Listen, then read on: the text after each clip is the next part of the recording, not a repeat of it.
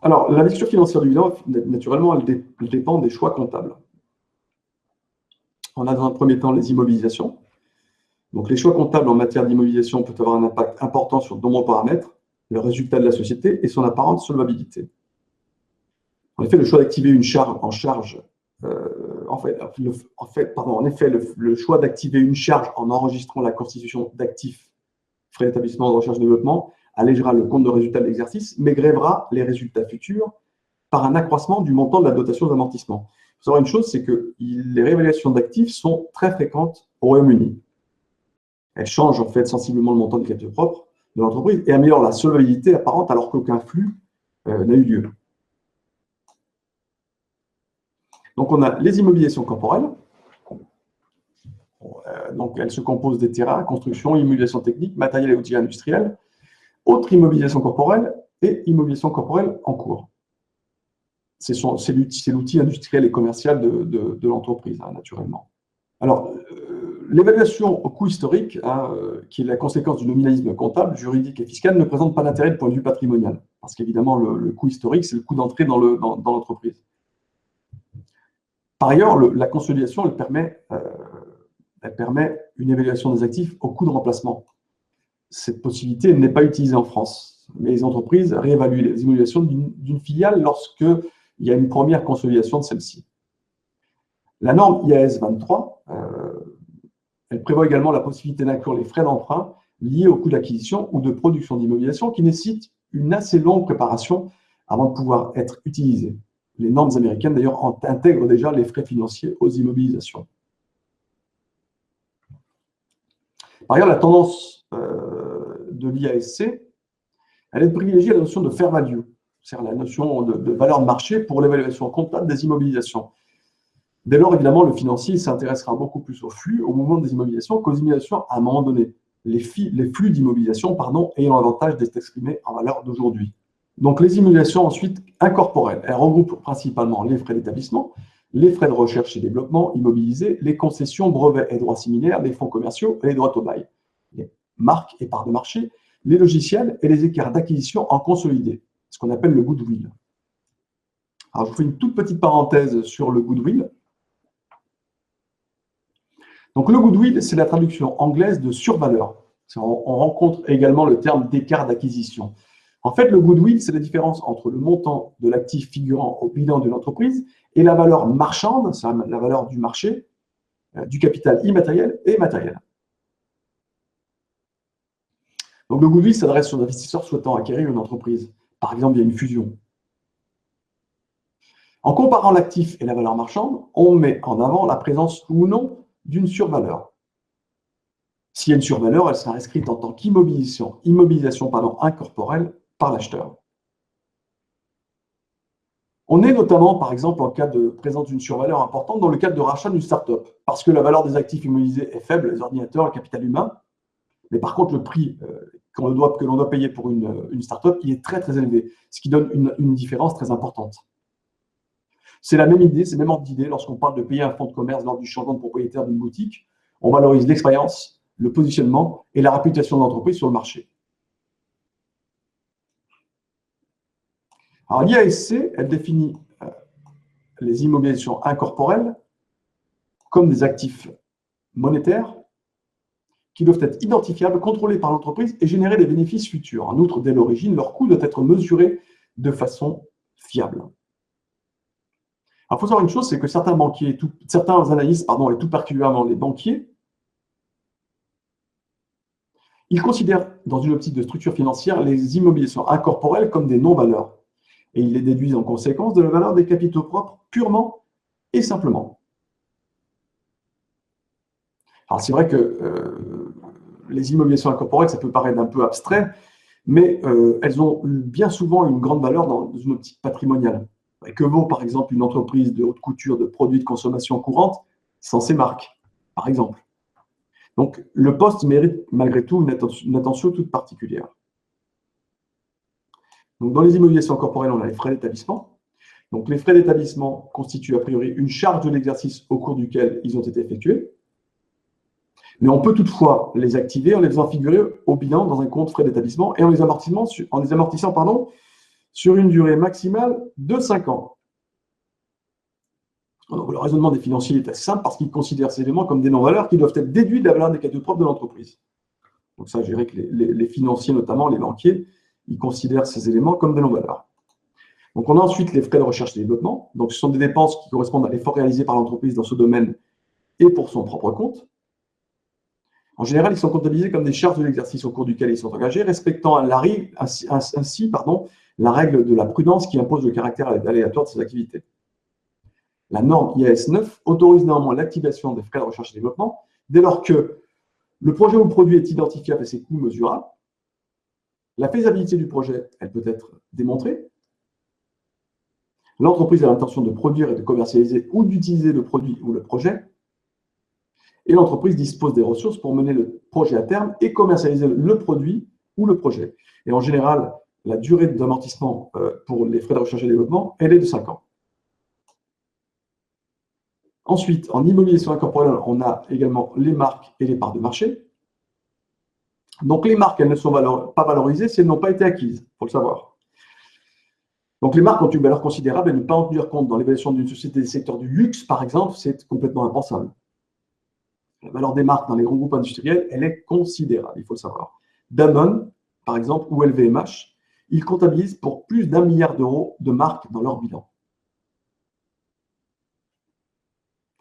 Alors, la valorisation des actifs incorporels s'explique par la politique comptable et financière de l'entreprise.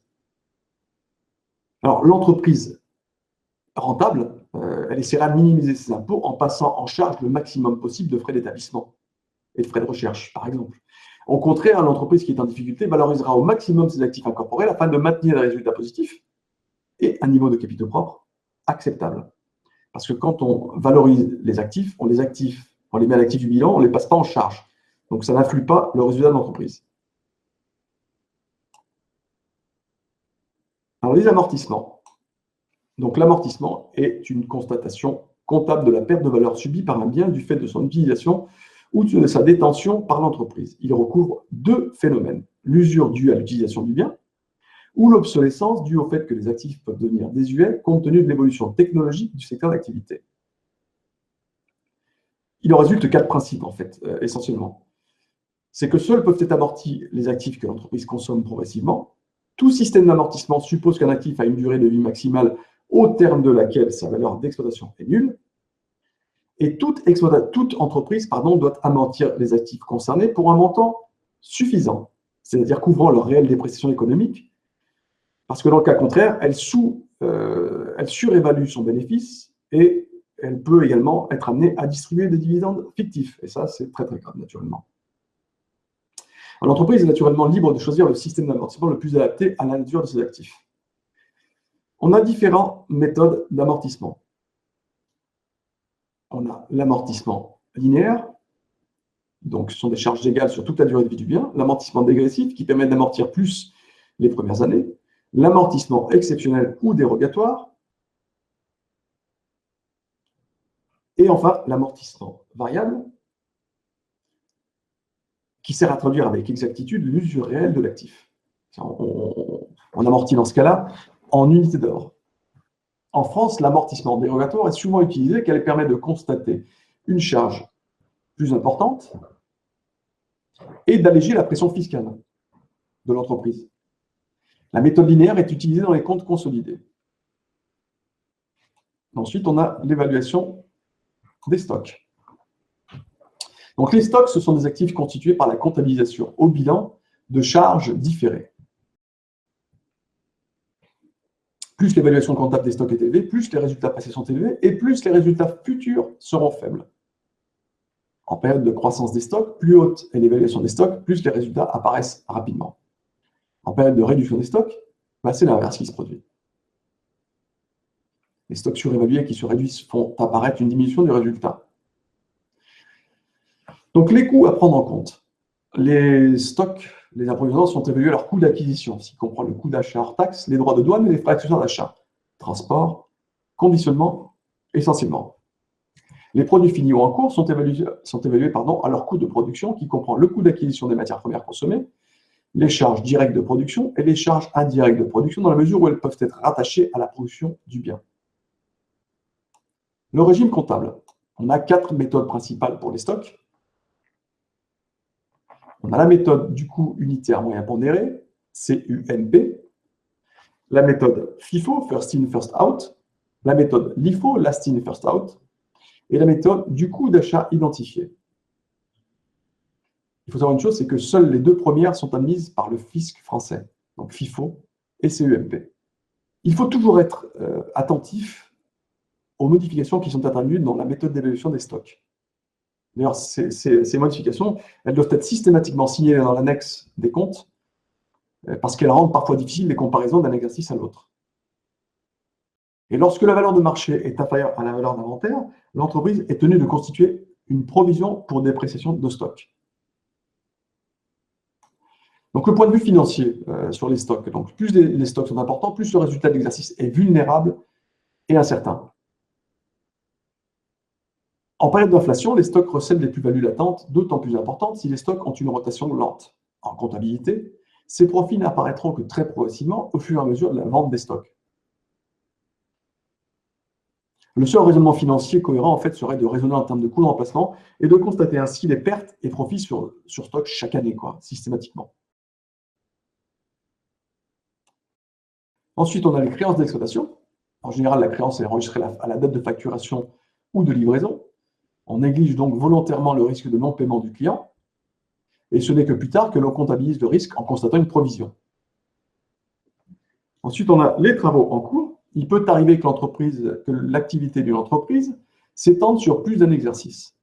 Une entreprise qui construit des centrales nucléaires, par exemple, peut travailler plusieurs années sur un projet. On a 2 possibilités de comptabilisation. On a la comptabilisation à l'avancement et la comptabilisation à l'achèvement. La méthode de la comptabilisation à l'avancement consiste à comptabiliser à la clôture de chaque exercice le chiffre d'affaires et le bénéfice ou les pertes sur le projet en cours proportionnellement à l'avancement des travaux constatés. Et la méthode de l'achèvement consiste à comptabiliser le chiffre d'affaires et les bénéfices sur un projet uniquement quand le projet est achevé. La plupart des groupes industriels privilégient en revanche la méthode de l'avancement.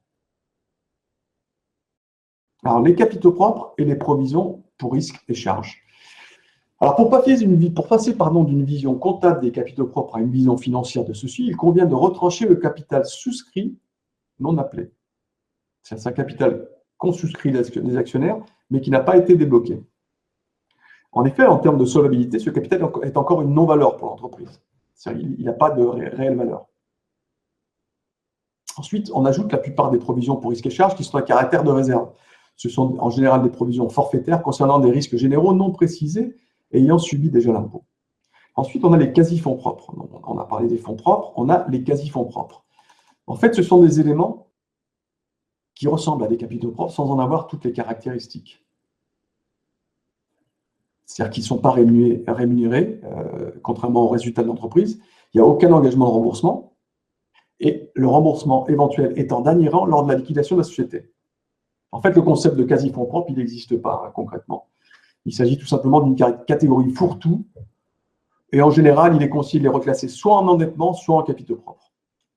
Donc, on a plusieurs types de quasi-fonds propres. Je vais vous les détailler. On a les obligations remboursables en actions. Ce sont des obligations versant d'abord un intérêt et qui seront remboursées en actions par la société qui les a émises. Il s'agit donc évidemment véritablement de capitaux propres. Ensuite, on a des prêts subordonnés à durée indéterminée ou les titres participatifs. La durée indéterminée provient de l'absence d'un engagement contractuel de remboursement. En cas de liquidation, ils sont remboursés après les autres créanciers. D'un point de vue pratique, ils sont considérés comme de l'endettement à terme. Ensuite, on a les comptes courants d'associés. On parle toujours des quasi-fonds propres. Donc, les comptes courants associés, ils n'apparaissent pas clairement dans la présentation du bilan. Ils sont en effet inclus parmi les emprunts et dettes financières divers. Ils seront classés dans la rubrique des capitaux propres s'ils correspondent à un engagement de longue durée et non pas destiné à traduire les mouvements de caisse entre la société et les associés. On parle de mouvements de caisse quand il y a de l'argent qui circule dans la société. Et enfin, on a les emprunts convertibles. Alors, ce sont des obligations que leurs possesseurs peuvent convertir à leur gré en actions de la société émettrice. La conversion est à l'initiative de l'investisseur. Donc, les obligations convertibles étant à mi-chemin entre les capitaux propres et l'endettement, certains analystes les répartissent à 50% en capitaux propres et à 50% en dette financière. En fait, nous, ce qu'on conseille, c'est d'étudier les modalités de conversion des obligations et de les classer en fonction des résultats de cette étude. Donc, on a vu les quasi-fonds propres, maintenant on va voir les provisions. Donc, les principes généraux. On distingue 3 types de provisions. Les provisions pour dépréciation d'actifs, c'est une perte de valeur du patrimoine. Les provisions pour risques et charges et les provisions réglementées. Mis à part les provisions réglementées, les provisions reviennent à anticiper une charge. Les dotations aux provisions, elles obèrent le résultat, c'est-à-dire elles réduisent le résultat de l'exercice au cours duquel elles sont constituées, afin d'éviter que les charges correspondantes n'influent sur les résultats des exercices à venir au cours desquels elles seront effectivement comptabilisées. Et au cours de ces exercices, la provision, elle sera alors reprise en produit, ce qui neutralisera l'impact au niveau du résultat. Donc, le régime comptable de ces provisions, les provisions pour dépréciation couvrent des moins-values constatées ou qu'il est raisonnable d'envisager sur des éléments d'actifs. Elles viennent naturellement en diminution de la valeur de ces éléments. Les dotations et les reprises de provisions pour dépréciation sont réparties entre le résultat d'exploitation, le résultat financier et le résultat exceptionnel selon leur nature. Les provisions pour risques et charges figurent au passif du bilan. Elles couvrent des risques et des charges prévisibles à la clôture de l'exercice, rendus probables par des éléments en cours à la clôture de l'exercice et présentant un caractère d'incertitude dans leur réalisation. Parmi les provisions pour risques et charges, une attention particulière sera portée aux provisions pour recettes en raison des montants élevés que ça peut représenter et en raison du traitement des engagements de retraite qui peuvent différer de façon très importante d'une entreprise à l'autre. Les provisions réglementées, elles figurent à l'actif, au passif du bilan. On a la provision pour hausse des prix, ou on a les provisions pour prêts d'installation des anciens salariés, ou provisions relatives à l'amortissement dérogatoire. Le traitement financier. Alors, les provisions pour risques et charges, elles sont classées en fonction du degré de risque ou de charge qu'elles sont appelées à couvrir en dette ou en capitaux propres lorsqu'elles ne couvrent aucune dépréciation. Les provisions pour dépréciation, elles viennent en déduction des actifs, des éléments d'actifs. Et les provisions réglementées, par exemple la provision pour hausse des prix, elles sont assimilables pour un mois IS de leur montant à des capitaux propres et pour l'IS à des dettes fiscales, puisqu'elles sont fiscalement reprises. D'un point de vue financier, les provisions réglementées permettent à l'entreprise de lisser son résultat net. Lors d'un mauvais exercice, l'entreprise ne dotera que très faiblement ses provisions et procédera à des reprises importantes. À l'inverse, lors d'une bonne année, l'entreprise utilisera au maximum les possibilités de dotation qui lui sont offertes. Toutes ces provisions réglementées doivent être isolées sur une ligne particulière du compte de résultat. On a également ensuite les situations fiscales différées. La situation fiscale différée, elle correspond à une distorsion entre le résultat comptable et le résultat fiscal. Dans certains cas, une différence provisoire apparaît car certaines charges sont liées à des exercices comptables et fiscaux différents. On parle alors de différence temporelle. Depuis son compte consolidé, la valeur comptable d'un actif peut être différente de sa valeur fiscale. Dans ce cas, on parle de différence temporaire. Donc, exemple de situation fiscale différée, les provisions non déductibles, les plus-values de fusion étalées, les provisions pour hausse des prix ou les amortissements réputés différés. Alors, d'un point de vue financier, la dette fiscale différée n'est pas à négliger dans la mesure où en accroissant ou en diminuant la charge future d'impôt, elle modifie les résultats à venir dans l'entreprise. Ainsi, une entreprise rentable avec un important report fiscal déficitaire a plus de valeur qu'une même société sans ce report fiscal déficitaire, pourvu que l'acquéreur naturellement puisse l'utiliser. Donc ensuite, on a les engagements hors bilan. Alors, dans les engagements hors bilan, on a le crédit bail. Il y a deux types de crédit baux particulièrement. Il y a le crédit bail mobilier, qui concerne les opérations de location de biens d'équipement, de matériel outillage, et les opérations de crédit bail immobilier, qui concernent le financement de biens immobiliers.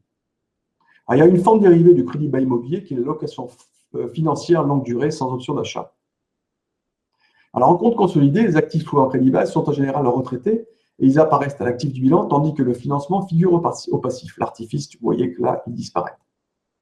Alors, du point de vue financier, il y a deux types de problématiques relativement complexes qui se posent. Alors, d'une part, Il est utilisé par l'entreprise comme moyen de financer des biens qui, quoique ne figurant pas au sein de son patrimoine, peuvent néanmoins constituer un élément essentiel de son actif. Et d'autre part, il constitue un engagement dont la durée varie selon la nature du contrat. Le crédit bail immobilier sur du matériel peut être assimilé à un véritable endettement à terme, compte tenu de la période d'irrévocabilité que prévoit le contrat. Donc, des contrats précédents résulte l'assimilation fréquente du crédit bail aux dettes à terme. Si les capitaux de l'entreprise sont trouvés inchangés, la capacité de celle-ci à rembourser ses engagements à long et moyen terme est modifiée par ce procédé naturellement.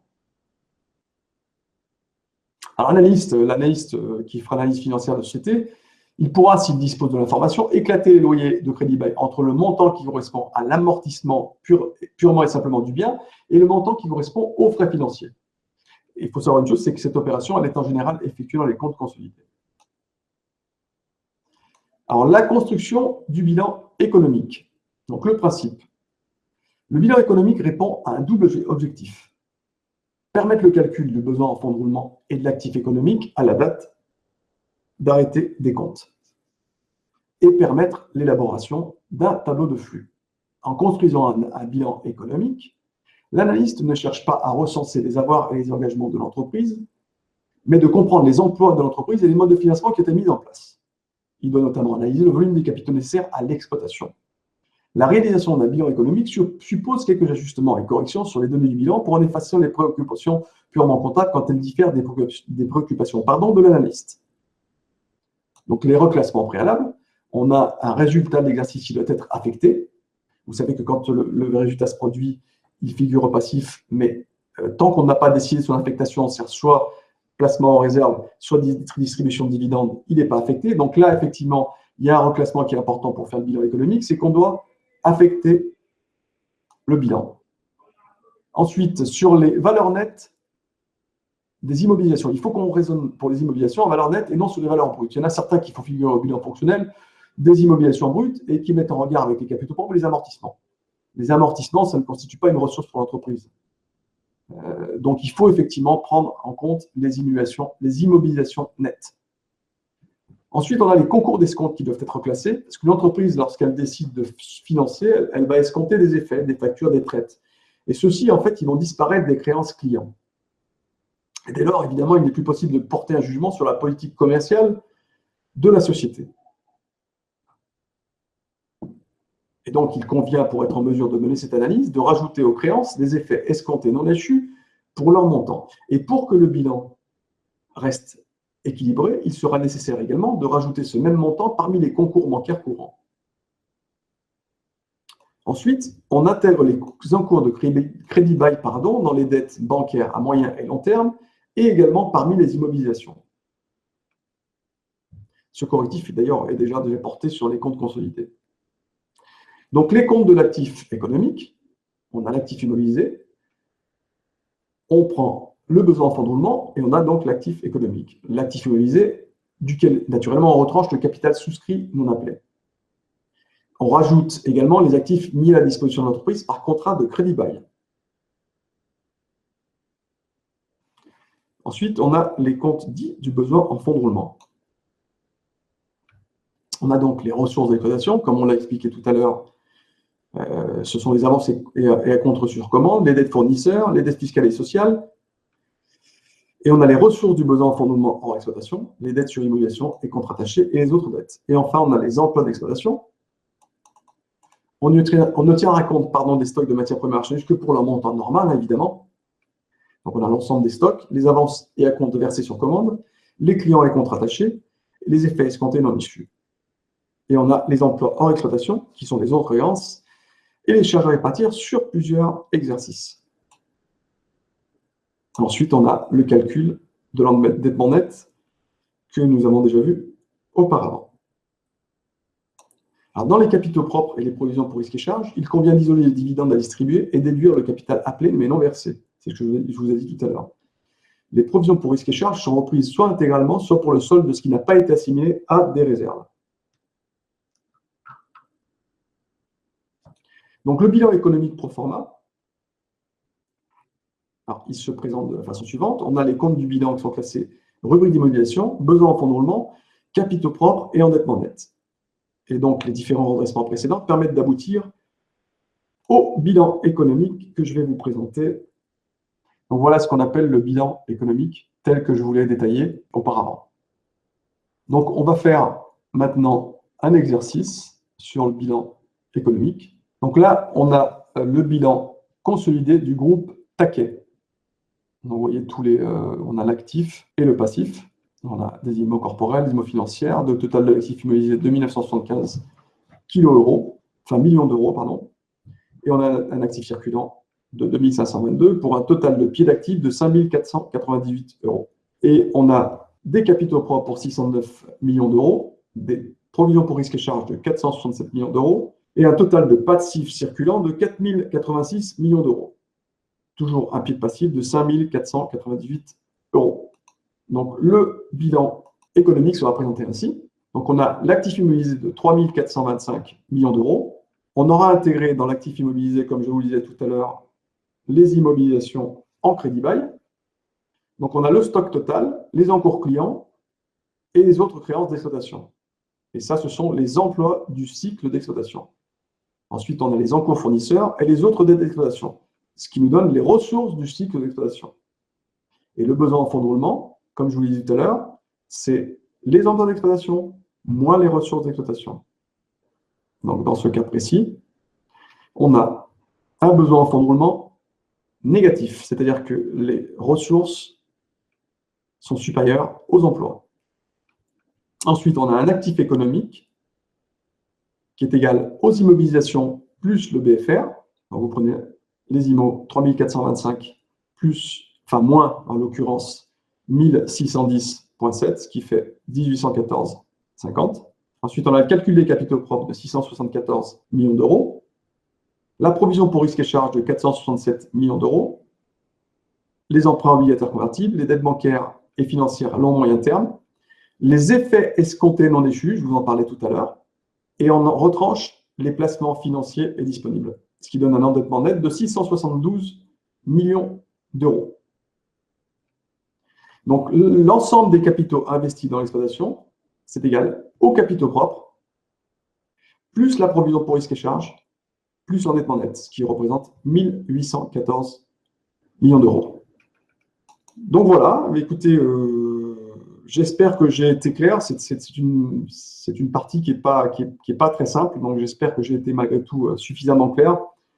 J'ai conscience naturellement que c'est une partie qui est relativement technique et que pour certains d'entre vous, ça puisse être compliqué à suivre parce que naturellement, quand on commence une formation en comptabilité, c'est un peu compliqué de rentrer de but en blanc sur l'analyse du bilan.